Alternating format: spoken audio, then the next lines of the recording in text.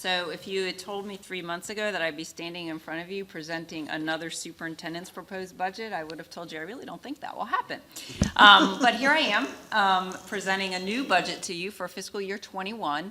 And obviously the reason for this is because the national health crisis has also now created a national economic crisis. So as you're aware, in April, the governor issued his own new amended fiscal year 21 budget, and then the General Assembly came to Richmond and they approved a final version of a new budget for fiscal year 21, which has had an impact on our school division for next year. So what I'm presenting to you now is that new budget that I'll be asking you to approve this evening.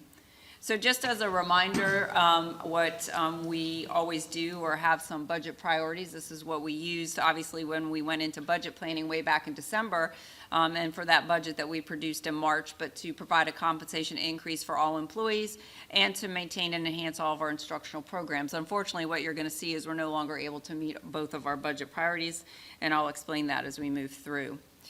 You have seen this information before, and I know community members have too, but it's just really important right now that everyone understand from where we've come since the Great Recession, which really the first year of budget development once the recession hit was fiscal year 10. And I say this is important because, one, what I'm about to present is, again, a reduced budget, but I also am concerned that, we are moving into a national recession, which means I think budget planning for the next several years will be very challenging, and we've never overcome what we really had to do during the recession. So this is, again, a walkthrough of that. So remember that in fiscal year 10, again, first year the budget was impacted by the recession, our school division went into it as the lowest reported per pupil cost in the state of Virginia. That meant we were already incredibly lean in our budget. So we didn't, even when the recession hit, have a real ability to cut out of a budget that was just full of things that would be easy to make budget reductions from. Also, during the time period since fiscal year 10, we made approximately $5 million worth of programmatic and personnel reductions. We had to do that because state funding was reduced as a result of the recession. We also saw additional reductions in state funding because of decreases in enrollment, and also the VRS rate increases were pretty large after we got through the first couple years of the recession, because the General Assembly used the VRS rates to try and get themselves through the recession by dropping them, and then they had to be built back up, which was an added increase to the school division. So just a reminder that when VRS rates are increased, we see a little more money coming from the state because they're having to pay more. It comes in our budget, it goes out. Okay, so sometimes it's hard to look at our budget because it's like, oh, look, there's more money in it. It's money coming in and flowing out, and then in addition to that, we as a school division have to pay additional money for that rate increase. So we also experienced during that time period typical cost increases. Even though we were in a recession, it didn't mean that our utility bills weren't higher, that health insurance wasn't more expensive. All of that was very true too. And I say to you, as you move into what I think is a new recession, that issue is going to exist as well. From fiscal year 10 through fiscal year 13, we eliminated 54.5 positions. To put perspective on that, we currently have 282 positions now. So that gives you a sense of how deep those cuts were to get to the 54.5 positions. We were losing enrollment during that time, but we ended up cutting 11 more teaching positions than we needed to cut for enrollment. So we overcompensated, and we haven't gotten those positions back in just because financially we haven't been able to afford to do that. We have netted 3 positions in since fiscal year 14. But remember, 54.5 positions were reduced in the years prior to that, starting in fiscal year 10. We did in 2 years eliminate 2 instructional programs as a result of needing to find additional revenue reductions in our budget. The good thing that I want to remind folks is that the city of Poquoson during this time period did provide us with approximately $1.8 million in additional funding. That money helped to save positions. If we had not received that money from the city during this time period, that 54.5 would be a larger number. It also enabled us in some of those years to provide some form of compensation to our employees, however small that unfortunately was during some of those years. So that's the history of where we've come. And that's a good thing to remember as you move now into what, forecasters are telling us will be likely another recession. I want to talk about enrollment because I'm also changing this projection right now. So what you see here is our actual average daily membership for the last 4 years to include this school year. Remember that we're paid by the state based on average daily membership, which is essentially our attendance rate. So we talk about enrollment, but then we have to subtract the number of students that would make up sort of that average daily membership. So what you see here is last year and this year, we actually had exactly the same average daily membership, which is pretty remarkable. So as I said earlier this fall, we didn't hit our projection in terms of the increased enrollment that we anticipated having. We actually ended up being at the same that we were last year. So when I brought the budget to you in March, what I projected for you is that we'd see an increase of 14 students moving into next school year. And I did that based on the research and information we received from the Weldon Cooper Center. Actually, they used their more conservative number because their less conservative number had us having a greater increase in enrollment, but a little nervous about that when we had that level increase from last year to this year. And we also did get our kindergarten registration in early, so that gives us a sense of where we are. What I'm bringing you tonight, though, holds our enrollment flat and our ADM flat, because there's two reasons for this.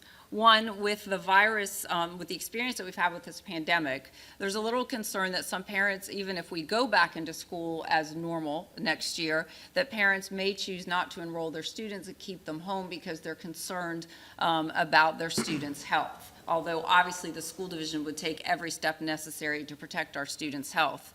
The other issue that could exist next year too is if the virus is still in Virginia and hits our community, you may see a higher rate of absenteeism. So your average daily membership may drop, not because your enrollment's lower, but because you have students out longer for excused absences due to health issues related to this. So for that reason, I'm recommending that we're even more conservative with our enrollment projections, hence our ADM projection, and just leave that as flat moving into next year. So that does cause, as you'll see in a moment, an additional reduction in state funding. So just a summary of your budget that that you approved and that we sent over to City Council. In that, you had a compensation increase for all employees. You also had an increase in pay for all substitutes tied to the minimum wage increase. I'll talk about that in a few minutes. We also had provided support for increased instructional costs. We wanted to add another grade level to attend the Aviation Academy that we partner with Newport News. We also had to support some changes in our program of studies, an additional teacher at the preschool level, as well as a sign language interpreter. We also had some support for increased operational costs. Those are those annual contracting costs that we see, as well as supporting some additional technology costs. We did see the increase in VRS rates. Those were increased again this year by the state, by the General Assembly, so we needed to provide funding for that. We had really good news this year, which is going to be incredibly important for you next year, and that we went out to bid for health insurance and selected Optima. We saw an actual decrease in our health insurance rates, which provided us savings, which you don't often have the words health insurance and savings in the same sentence. But I think even better news than that is we locked that rate in for next year. So as you move into likely what will be a recession next year, at least you will not have to contend with an increase in health insurance rates next year. So the fact that we were able to do that is, I think, really important. And also, we saw some personnel savings in the March budget. As we have people leave, new people come, we see a difference in the cost of their salaries and benefits, and we captured that for the budget. Now for the news that isn't quite as good as the budget that you approved in March. So what you see here is the change in revenue since the March budget. And this is primarily connected to the work done in Richmond in April and is a result of the economic crisis that our country and state is now experiencing. So you see this reduction in SOQ funding of over almost $123,000. That is because of the reduction of the ADM estimate by 14 students. So that gives you a good sense of what it means when enrollment drops or enrollment increases. So that's why you're seeing that reduction in revenue. Then you see the reduction of the compensation supplement. Supplement is the term that the state uses for their compensation, but we're talking there is about the funding for compensation. So the state provides compensation, or did for our March budget, of over $169,000. Because the state is eliminating all of their compensation support for fiscal year 21, I'll talk a little bit about that in a minute, that is now a loss of $169,000. Also, we saw a reduction in incentive and categorical funding of just over $14,000, an example of one of the categories, at-risk students. So these are specific categories in the state budget that flow into school divisions. The next one is a really important one, reduction of sales tax projection by 10%. So our budget is about $24 million, and we get about $2.2 million in sales tax revenue into our budget, state revenue into our budget. So the sales tax revenue is an important component of our budget. Well, as you well know, because of this economic crisis, we're seeing not as much purchasing being done by citizens of our country, citizens of our state, and that's causing a reduction in sales tax revenue. The budget that was presented, that came out of Richmond after we had the pandemic in April, actually still held our sales tax revenue at the same place that it was when the governor's budget was put out in December. Because what the state is not doing right now is estimating what that sales tax revenue loss is going to look like. And I understand that. But we need to be proactive and look to see what might that loss be, so we don't get caught at some point during the next school year and not have the funding to offset a loss. So what I did is I went out and did quite a bit of research looking to see what happened to sales tax revenue in the last recession in Virginia, and also looked at some other economic sources to see in general what happens to sales tax revenue when you see downturns in the economy. I also, through VAST, reached out to Fiscal Analytics, which is a consulting company. A gentleman in that company does a lot of work with superintendents as well as local governments in talking about analyzing state budgets, national budgets. And so based on the research I did and the recommendation from him at Fiscal Analytics, I'm putting in here an estimate that we'll see a loss of sales tax revenue at a 10% rate, okay? That costs us almost $250,000. Now, there are school divisions that are projecting that to be a greater loss in sales tax revenue. There are others that are where we are. There may be others that are doing less. But just know this was well thought out, but I cannot guarantee you that it's not going to be a different number because it's so unknown right now. And right now, you know, the state is 2 months in the rears for sales tax numbers. So know that we don't even know yet what sales tax revenue look like in April or this month, which are the months that probably you're going to see the bigger hits because people have been under the stay-at-home order. I will say that online shopping and the fact that we now see that come in as part of the sales tax revenue is helpful to all of us in the state, but still, you know what's gone on out in the world in stores and restaurants. You're just not seeing as much of that. So that's a big number there that we've had to account for in this budget development. So you see the total state funding reductions at over $555,000 that we now need to take out of this budget, which I'm going to walk you through how we do that.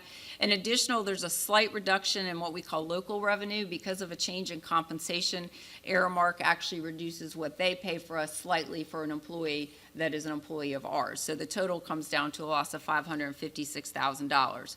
Now what you see here, and you see the note at the bottom, I have not accounted for lottery funding in here because that is another big unknown. So it might be that we see a decrease in lottery funding coming to you as well. That also comes out in the rears, okay? Now what we did find out this morning is that we did see a decrease, a fairly large decrease in the lottery funding in March, but then the decrease was smaller in April. I think it went from like 27% to 13%.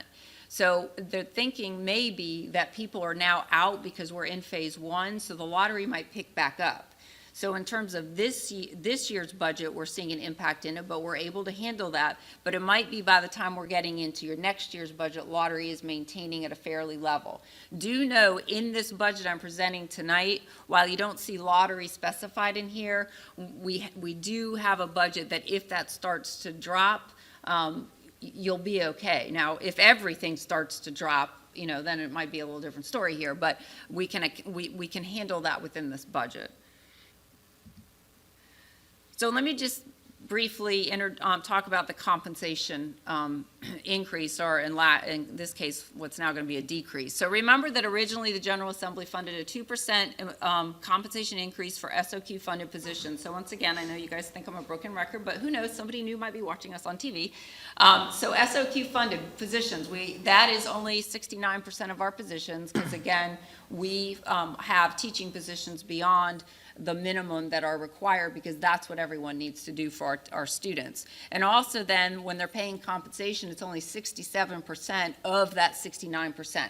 So a lot of that compensation still falls on us and ultimately our locality, our city, to pay for that. So they pulled out that 2% compensation out of the state budget when they met and approved a new budget in April. So what that means is, because we're not getting the state funding for the compensation, and because we have other areas that we now need to cover a loss of, like sales tax revenue, we are not able to give any kind of compensation to our employees. So the 2% compensation is gone from the budget right now, and I know you as a board, it's always been incredibly important to you to provide additional compensation. For me personally, I hate doing what we're doing, but this new economic reality that we're in has led to this. The next one is also problematic, and I'm also going to talk about this a little bit later. Our teachers are on a step scale. Those of you that have been on the board for a while may remember that we had a compensation study done. We were the only school division in the area that didn't have a true step plan. We implemented one. We did put spots on that compensation plan where you might go for a year and not get a step increase, but if we gave you a raise, then you got the raise. We did that to make the step plan a little more affordable in case we got to times like this, but right now we don't have the funding even to cover that step increase because of these reductions. This year, if we were to fully fund a step increase for all our teachers, it would cost us $109,000. So we just are unable to do that. That means if a teacher's on step 2 this year, unless things change, when that teacher comes back next year, they'll still be on step 2, okay? We have to hold them there because we can't afford the increase that it will cost to move to step 3. I'll talk about that too a little bit later in the presentation. Again, this is not the news I wanted to provide. Certainly, as I'm approaching my retirement, I hope to leave on a happy budget, but I really regret that we're having to do this, but we just don't have an option. Minimum wage, you may remember too that we talked about this. The General Assembly passed a law that they voted to gradually increase minimum wage to $12 per hour by 2023.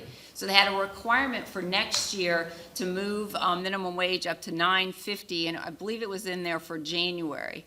But now what they did when they came in April is they changed that to May 1st. So you cannot have an employee paid less than $9.50 an hour after May 1st.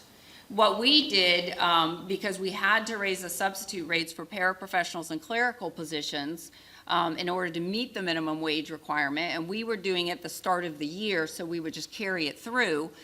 We also decided that we needed to raise the wage for teachers, nurses, and long-term teacher subs, because by raising the paraprofessional and clerical to $76, for example, they were only $4 less than what we paid a teacher to substitute in a classroom all day at $80. So we had bumped everybody up, and that came as a cost to us of over $61,000. So what this budget now proposes is that we start the required minimum wage payment on May 1st when it's required by law, so it'll only be in there for the very end of next year's budget, and that we only do it for the positions that we're required to do it for. So that means our cost for that will be $5,000, and we're then saving or taking out from the March budget over $56,000. Again, certainly not the ideal situation, but it means that PCPS will be meeting the legal requirements with minimum wage and not then going beyond that and adding an additional cost to the budget. So what does this look like in terms of all these reductions that I've talked to you about? So the first one you see is the reduction in the compensation increase. So remember that the state portion of that was about $169,000. Our portion of that was about $173,000. So by not doing any compensation increase, we can take the $173,000 we were using to help offset the other costs and the big concern about sales tax revenue. The minimum wage increase, by only doing the ones we're required to do as of May 1st, means we've saved out of the March budget over $56,000. I am including in this budget a reduction of 2 FTEs. One is a teacher position, one's a support staff position. Both of those are through attrition. That's how we'll capture those. Neither of them will lead to the elimination of an instructional program. But we need to capture more savings. When personnel is over 80% of your budget, you've got to get the majority of those budget reductions through personnel. So as you move into this recession, that's going to be the case for you in future years if you have to continue to make reductions. So our total personnel reductions comes at over $489,000. So then we look at operational or categorical reductions, looking at a 10% reduction of materials, supplies, professional development, and equipment. So it's almost $29,000. I know it's not a lot, but it helps meet the need that we have to reduce the budget. For those of you that weren't with us during the recession, oftentimes we had to do this type of reductions to these types of categories to capture the additional funding that we weren't getting through others. Textbooks being reduced by $19,000 and technology by $19,000. So there's still funding in both the textbooks and technology. A lot of our textbooks we do online work with, and that is wrapped up into this as well. So total operating reductions over $67,000. So now you see our net proposed budget actions come in at over actually almost $557,000. So this makes your budget balanced for next year. So just a reminder, and the first bullet is another good news bullet. So as you know, I attended the council meeting last week where they approved their final budget. I was able to speak at the meeting briefly, and they are level funding the school division moving into next year, and a point needs to be made that they're level funding the school division this year. If you're reading the newspaper or hearing things, localities around us on the peninsula are reducing funding for school divisions either this year or next year, and in some cases both, with most of them having to do some sort of reduction for next year.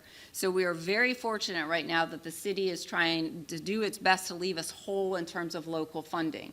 Clearly next year, if there's a huge downturn in the economy, it could impact the funds the city has. But I will tell you, they continue to be very supportive of the school division, so I think they will continue to do all they can to keep the school division level funding and help in the future when they can. But that is really good news for us. The budget is balanced again with the projected 10% loss in sales tax revenue. So in the months to come, you know, we need to keep an eye on sales tax revenue and what that looks like for the state and therefore for us. So the state will do a budget forecast either in very late summer, early fall, August, September. So they will come back and do that because that might impact the budget again. If they do a reforecast and maybe the economy is doing better than what it's being projected to do now, it might be they release some of that funding. The governor did with some of the school system funding, call it, you know, what he called it was he unallotted it, so it's there being used elsewhere if it needs to be, but if the economy gets better, it could be reallocated back to school divisions. So that's the optimistic side of what could happen with the budget reforecast that will occur in August or September. The less optimistic side is if the economy is worse than what the General Assembly and the governor thought it was in May, it may cause them to have to come and do additional reductions to the state budget, which could mean additional reductions to the school division budget. Again, we've built a budget where if you get some additional reductions, because we're very conservative in how we spend as we move through the year, you'll be okay, unless it's a huge reduction, and then staff will have to come back to you probably with another amended budget, you know, asking to make some actual reductions into the budget. So that's going to be really important when they do that reforecast. So here are future budget priorities, and these are some things I think that you need to consider as you move into next year. So if you are able, or if you do receive additional funding from the state, you know, the economy does better than it's being projected, so they come back and say we're going to move more money into school division budgets. If sales tax revenue comes in at less than a 10% decrease, then you'll be able to move money in. So Ms. Woodruff, our Executive Director of Finance, is able to track what sales tax revenue is month by month, so she'll be able to update you on that.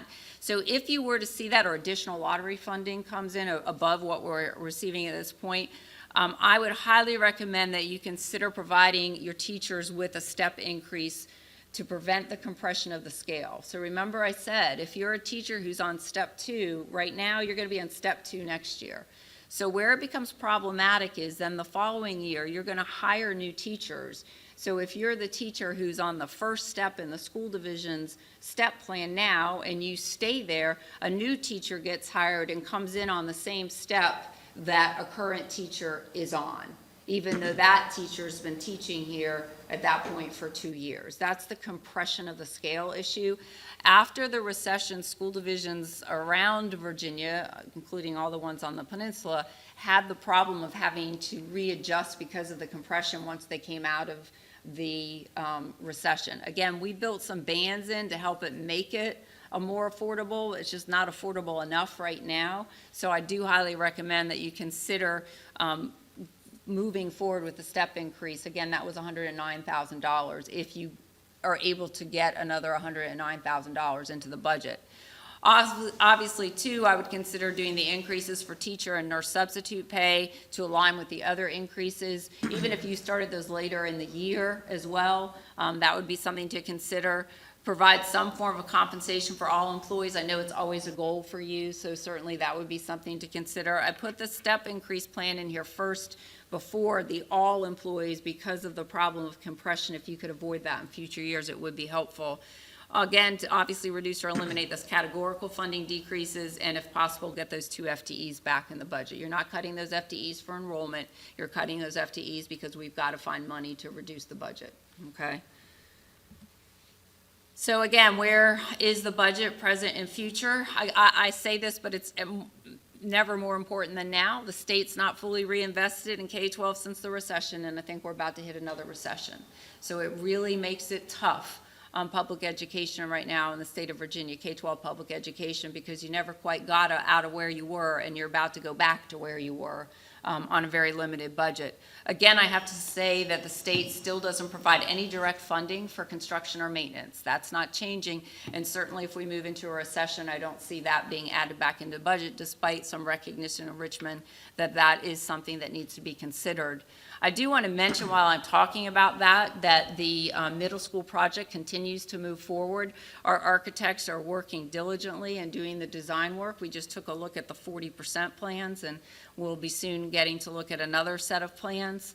The city, for those that may wonder, borrowed already the bulk of the money for the middle school project, so the money is there. The money borrowed for the middle school project is money that supports the capital improvement plan. It is not money that can be put in the operating budget. So the capital funds that are raised by the city or borrowed by the city are not something that they could then say, oh, here, school division, we'll use this to cover your $250,000 hole because of the projected reduction in sales tax revenue.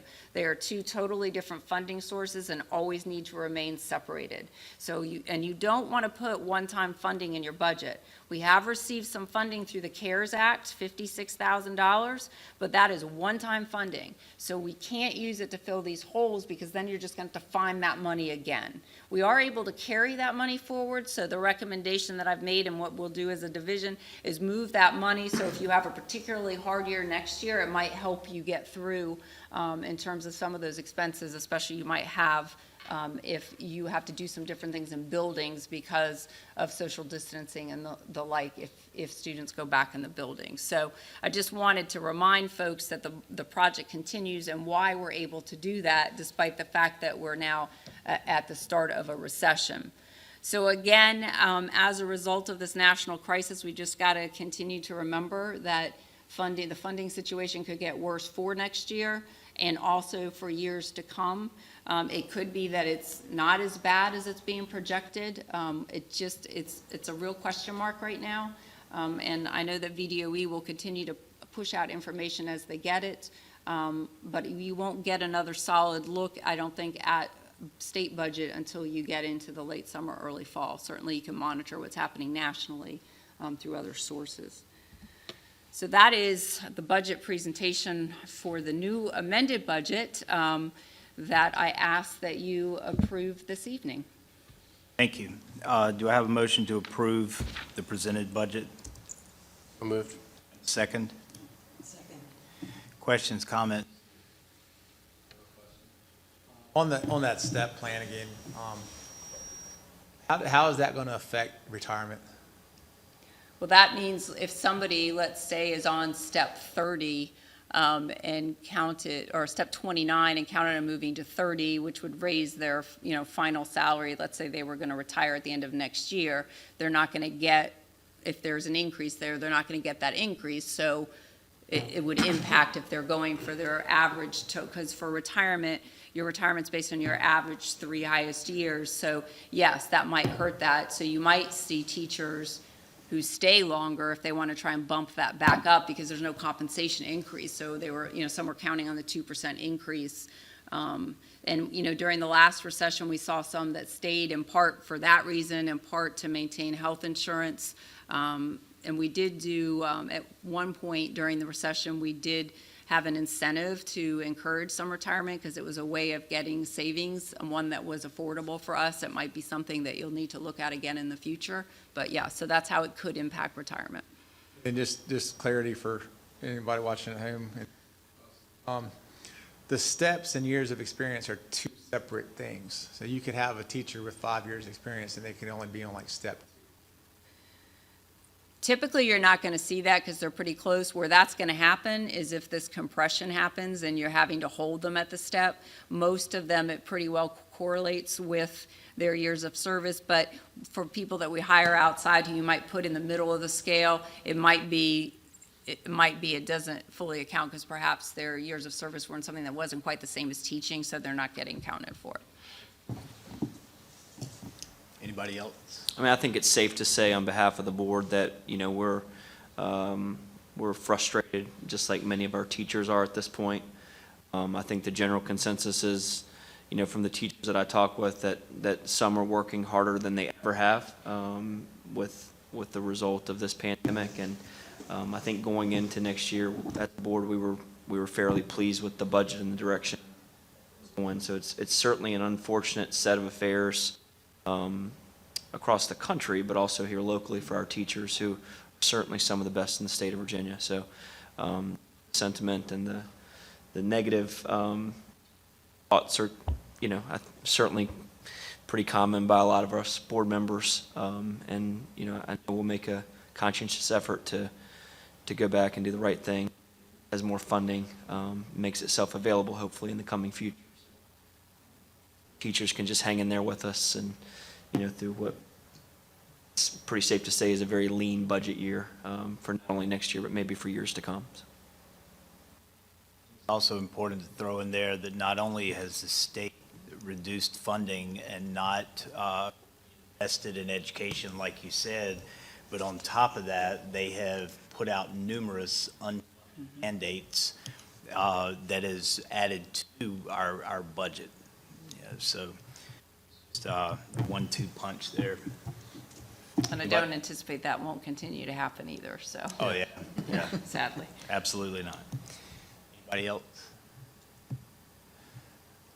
Thank you very much, Dr. Parrish, and your staff for all your work. I know it wasn't easy, but as always, y'all did just a great job of being able to reel us in and get us on track. So on behalf of the board, I would like to thank everybody who helped with that. Thanks. Ms. Reimers, would you like to call for a vote, please? Mr. Holcomb? Aye. Ms. Hessel? Aye. Mr. Jordan? Aye. Mr. Freeman? Aye. Mr. Ingram? Aye. Vice Chair Sheeler? Aye. Chairman Carter? Aye. Motion passes 7-0.